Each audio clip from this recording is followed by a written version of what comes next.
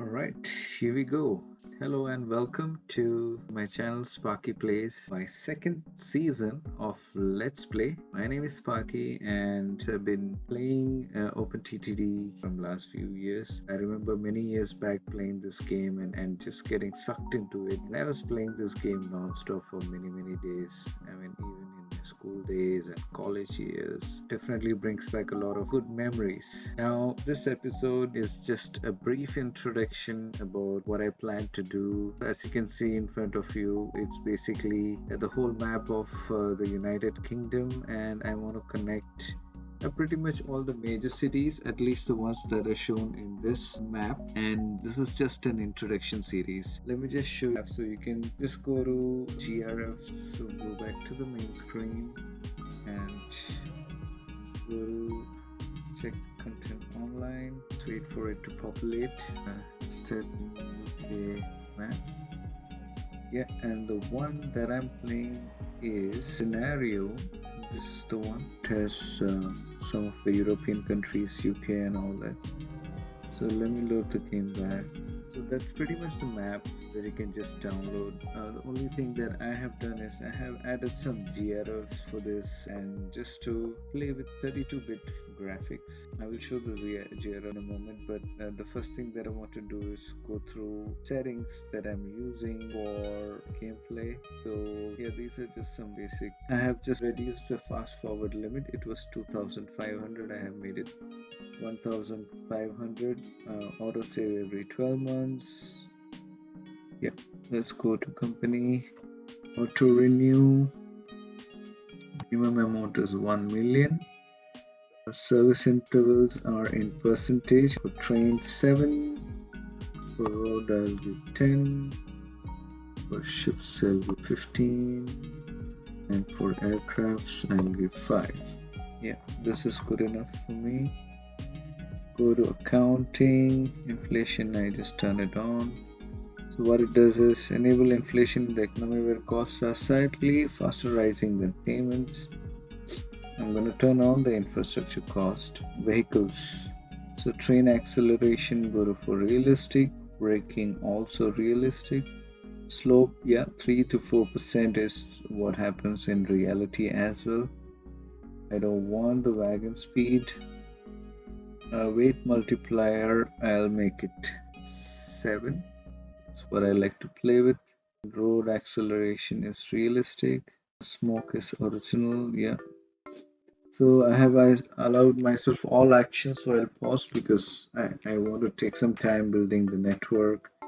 This is not race against time, but it is definitely having some nice network which depict the realistic in United Kingdom. So another reason why I'm playing this Let's Play is because I'm new to this country. I just moved very recently to United Kingdom. So with this Let's Play, what I also want to do is to get myself familiarized with all the different cities. Allow constructions. This is fine. Yeah, vehicles never expire is on. Maximum station spreads, I'm going to keep it 15. I'm going to have some really long trains as well. That is what I planned. This is a good huge map of 2048 by 2048 dimension, so it should give us some option of some really long trains, but that's for a later gameplay. Initially obviously we might just use 5 tile or maybe to the max 7 tile trains, or at least create 7 tile stations. Disasters, of course, vehicle breakdowns is reduced. Enable improved breakdowns. Recession off, yeah, of course. Number of plane crashes, I'll set it to none. Town speed extremely slow. Town growth speed depends on percentage cargo, yeah, 10%. Industries, yeah. Here comes something that I want to spend some time on setting up. That is nothing but the cargo distribution, because in this gameplay we are having Mostly we will be focusing on passengers. That is the whole UK transit line that I want to create. So to make it a bit more challenging, I want to make the distribution mode of passengers asymmetric. For the mail, it's going to be asymmetric, and for the armored also, it's going to be the asymmetric, and for cargo, it's manual. So the whole idea of symmetric is that the trains, so it explains here. So symmetric means that roughly the same number of passengers will go from station A to station B as from B to A. So if there are 10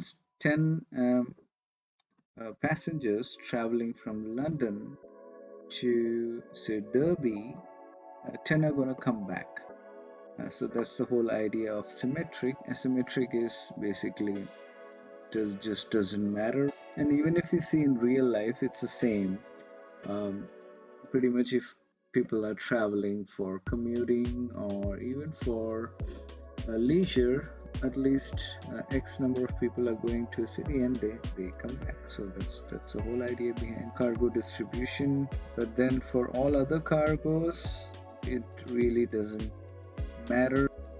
So this take 20 days for recalculation of distribution graph and update distribution graph every 5 days. So the whole idea is time taken for each recalculation of a link graph component.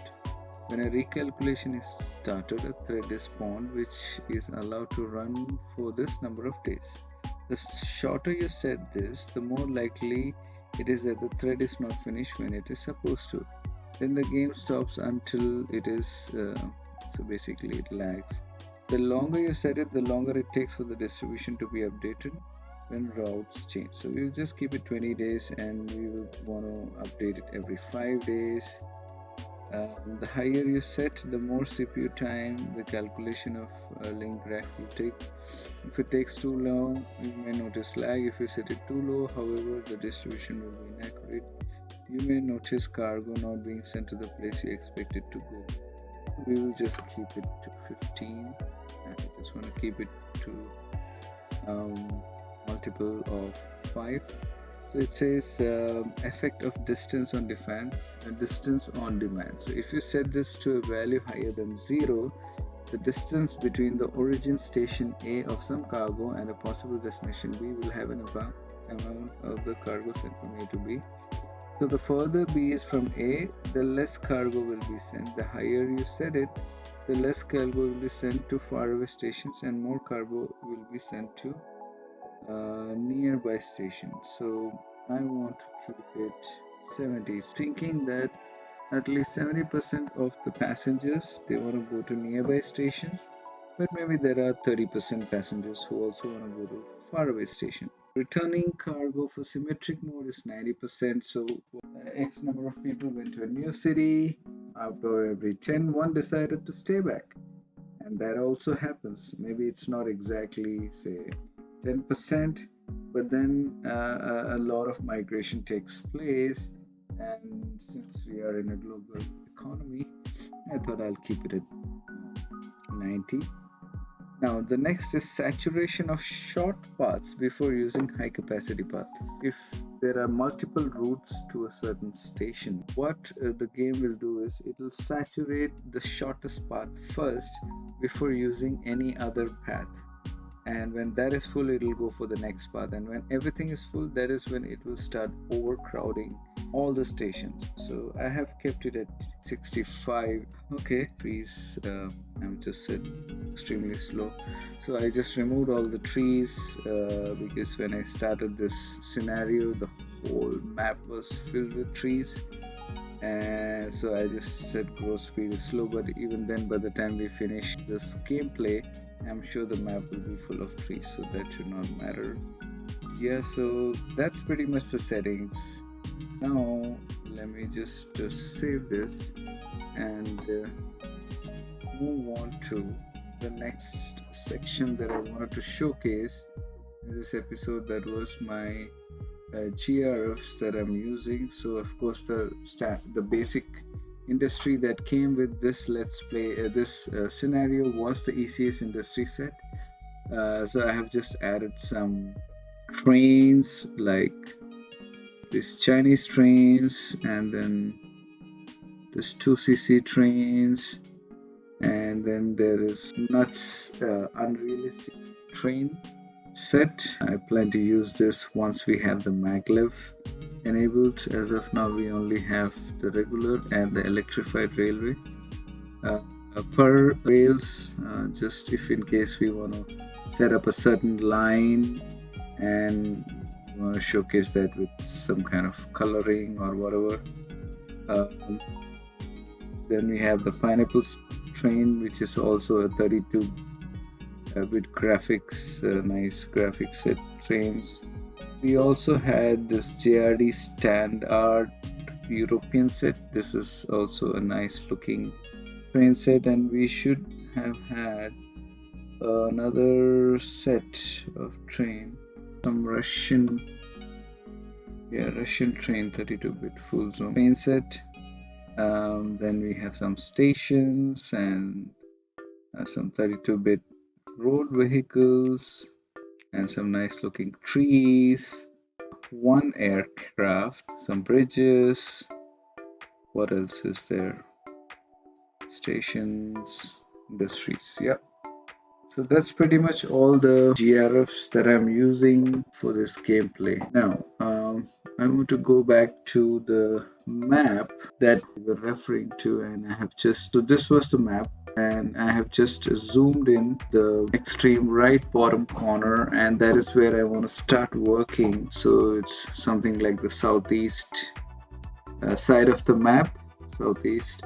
And so there are a few lines, like you can see the Victoria line, which goes from London to Brighton and Eastbourne. So I'm also just going to focus on main lines. I'm not going to have too many tracks of smaller lines. Then we see another line from Victoria, which goes to Chatham, Margate and Ramsgate. And then there is another line that splits from Chatham to Canterbury to Dover. So that's one line. That is the line that I want to create in my first episode of this Let's Play. I have numbered this episode as episode 0, but I would just like to take a closer look at it, and just to show you the map. It's really nice. You can see all these, so they have River Thames, and you can see all the bridges going up and down here, and that's really nice. It's a beautiful map. Let's just plan that. So we're gonna have one like from here to Brighton, that's gonna be one line, and then to Brighton, and one line to Eastbourne, and then from Victoria to Chatham, and from Chatham to Canterbury, and Canterbury to Dover. That's one line is going to be Chatham to Margate and to Ramsgate. So since we don't have Ramsgate, we'll just terminate that at Margate. So that's pretty much the plan. Just referring that map once again to see if I have all the lines marked in correctly and planned. Yeah, so that's pretty much the plan for our first episode. Thank you so much for staying till the end. If there are any questions, or if there are any comments, any suggestions, feel free to share your comment, and also please like my video if you like the content, and subscribe for more such videos. I'm pretty excited for this Let's Play. It's a project basically that I'm embarking on, and it's gonna be a long journey. So I hope you come along with me in creating this rail network, and also share out your suggestions and ideas. So I thank you so much for watching this video. Please don't forget to like and subscribe. That helps a lot. Have a wonderful day. Bye bye.